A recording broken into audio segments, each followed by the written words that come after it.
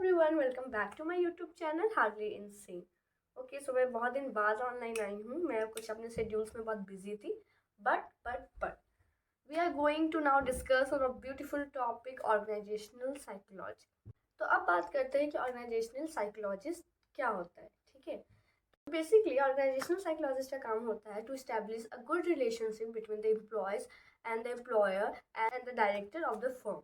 Okay, कोई भी firm है, कोई भी कंपनी है, कोई भी इंडस्ट्रियल साइट है, कोई भी इंस्टीट्यूट है या कुछ भी है, वहाँ पे एम्प्लॉयज़ के बीच में और जो उनका अगर ओनर बोले या उस जगह के मालिक बोले, ठीक है, या उनके एचडी बोले या सीईओ बोले, जो भी है मीन्स उससे जो पोस्ट में ऊपर है, उन सब के बीच में एक अच्छे रिलेशनशिप को इस्टेब्लिश करने में इंडस्ट्रियल साइकोलॉजिस्ट या ऑर्गेनाइजेशनल साइकोलॉजिस्ट का बहुत बड़ा योगदान होता है। I know you all must be thinking कि ऑर्गेनाइजेशनल फील्ड में साइकोलॉजिस्ट का क्या काम है। तो अब समझने वाली बात यहाँ पे ये है कि साइकोलॉजिस्ट का सिर्फ वहाँ पे ज़रूरत नहीं होता है ना, जहाँ पे मीन्स आप एक पर्सनल इंडिविजुअल को वो ट्रीट कर रहा है, या किसी स्कूल के बच्चों को वो ट्रीट कर रहा है, या चाइल्ड साइकोलॉजिस्ट है वो बच्चों को ट्रीट कर रहा है। हर एक फील्ड में, मैंने अपने पिछले वीडियो में भी बताया था आपको कि हर एक फील्ड के लिए अलग अलग साइकोलॉजिस्ट परफॉर्म किए जाते हैं, और उसी में से आता है इंडस्ट्रियल साइकोलॉजिस्ट। ठीक है, अब भी जैसे मैंने आपको कहा कि कोई फर्म है, कोई कंपनी है, कोई बहुत बड़ी इंस्टीट्यूट है, ठीक है, तो ये सब में बहुत लोग एक साथ काम करते हैं। ठीक है, अब एक साथ इतने सारे लोग काम कर रहे हैं तो कुछ ऊपर नीचे या मन मुटाव होना वहाँ पे लाजमी सी बात है।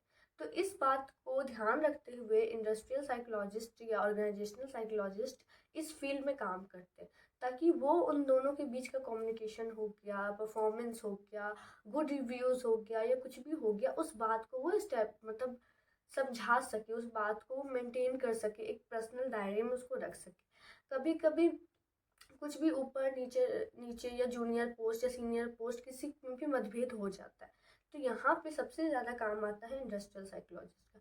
एक पॉइंट ये हो गया, और अगर हम लोग और इसके बारे में जाने तो प्रेशर आपको हर जगह पे मिलता है, चाहे वो आपका वर्क प्लेस हो, आपका घर हो, आपका स्कूल हो, आपका कॉलेज हो, आप बाहर कहीं काम कर रहे हैं, फॉरेन में काम कर रहे हैं, हर जगह पे प्रेशर अपना अलग अलग तरह का लोगों को होता है, और हर लोगों को अलग अलग चीज़ की टेंशन होती है। किसी को काम करने की टेंशन है, काम में कुछ मन मुटाव चल रहा है, कुछ प्रेशर चल रहा है, कोई काम नहीं बन रहा उसका उसको टेंशन है। तो जितना भी स्ट्रेस है या एंजाइटी है, अगर आपको वर्क प्लेस से मिल रही है, ठीक है, तो उस सब को डील करने के लिए ऑर्गेनाइजेशनल साइकोलॉजिस्ट को हायर किया जाता है। अगर बहुत बड़ी बड़ी कंपनी में आप जाते हैं, ठीक है, एज अ मतलब आप एम्प्लॉय वहाँ पे काम करते हैं, तो ऑर्गेनाइजेशनल साइकोलॉजिस्ट आप मतलब वो आपसे पहले रूबरू होते हैं। ठीक है, वो आपका बहुत सारा फिजियोलॉजिकल या साइकोलॉजिकल वे में आपका टेस्ट लेते हैं कि आप कितने लिमिट तक आप प्रेशर को झेल सकते हो, आपका कम्युनिकेशन स्किल कैसा है, आप कंपनी के लिए क्या कर सकते हो या कंपनी आपके लिए क्या कर सकती है। ठीक है, दोनों के बीच में कम्युनिकेशन गैप कैसा है, ठीक है कि नहीं है। हाँ, कोई भी तरह का, या जैसे भी आपको थोड़ा बहुत ट्रिकी क्वेश्चन पूछते हैं या कुछ वर्क देते हैं करने के लिए इंस्टेंट में, कि आप उसको कैसे डील करते हैं। तो जितने भी ऑर्गेनाइजेशनल साइकोलॉजिस्ट है वो आप सबका मतलब ऐसे पहले एप्टीट्यूड टेस्ट लेते हैं कि आप कुछ प्रेशर या कुछ स्टेज से आप गुजर सकते हैं कि नहीं। अगर वो थोड़ा सा भी दिखते हैं कि नहीं, आप इतना ज़्यादा मेंटल स्टेट में नहीं है कि आप थोड़ा सा उसको झेल पाए, तो फिर वो ऊपर और आगे का फर्दर डिस्कशन करते हैं आपके ऊपर। लेकिन अगर वो देखते हैं कि आप ठीक है, आप उनके टेस्ट में पास हो रहे हैं, तो फिर वो कंपनी को सजेस्ट करते हैं कि आपको रख लेना चाहिए जॉब के लिए। ऑर्गेनाइजेशनल साइकोलॉजी अभी इंडिया में बहुत ही वास्ट फील्ड है, बहुत ही रैपिड ग्रोथ का फील्ड है। अगर कोई बनना भी चाहे तो ये बहुत ही अच्छा ज़रिया है कि आप मतलब आपको यहाँ पे एक बहुत ही अलग तरह की रिस्पेक्ट, म्यूचुअल रिस्पेक्ट मिलती है कि आप एक एम्प्लॉय को एक एम्प्लॉयर से या उनके मालिक से या पूरे कंपनी से आप उसको कैसे एक अच्छे स्पेस में रखते हो, आप दोनों के बीच में किस तरह से अंडरस्टैंडिंग का माहौल बनाते हो, दोनों को किस तरह से म्यूचुअल रिस्पेक्ट देते हो, और दोनों को किस तरह से समझाते एक दूसरे के लिए। ठीक है, दोनों के बीच में कम्युनिकेशन बहुत अच्छा रखते हो, कभी भी मतभेद नहीं होता, या आप पूरी कोशिश करते हो कि जो एम्प्लॉय को आप सेलेक्ट कर रहे हो वो आपका टेस्ट से पास हुआ है, तो वो मेंटल स्टेट से पॉजिटिवली वो वर्क कंपनी या फर्म में काम करता रहेगा। तो ये जो ज़रूरतें होती है ये एक ऑर्गेनाइजेशनल साइकोलॉजिस्ट पूरा करता है, इसीलिए इंडिया में भी काफ़ी डिमांड है।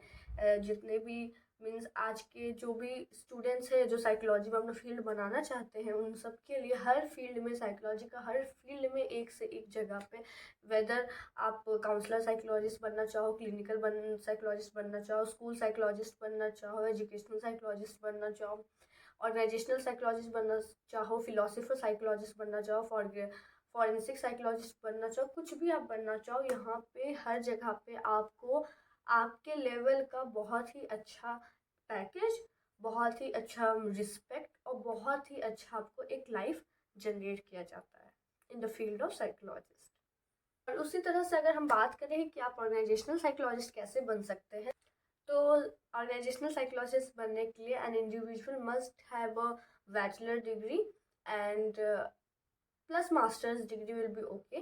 और अगर वो फर्दर स्टडी करना चाहता है तो वो पीएचडी में भी रोल हो सकता है, वो उसके मतलब पर्सनल ग्रोथ के लिए बहुत अच्छा रहेगा। लेकिन एक बैचलर और एक मास्टर डिग्री कंपलसरी है इस फील्ड में। फिर आप ऑर्गेनाइजेशनल साइकोलॉजिस्ट के तौर पे रिक्रूट होते हैं, ठीक है, आप वो पोजीशन गेन करते हैं।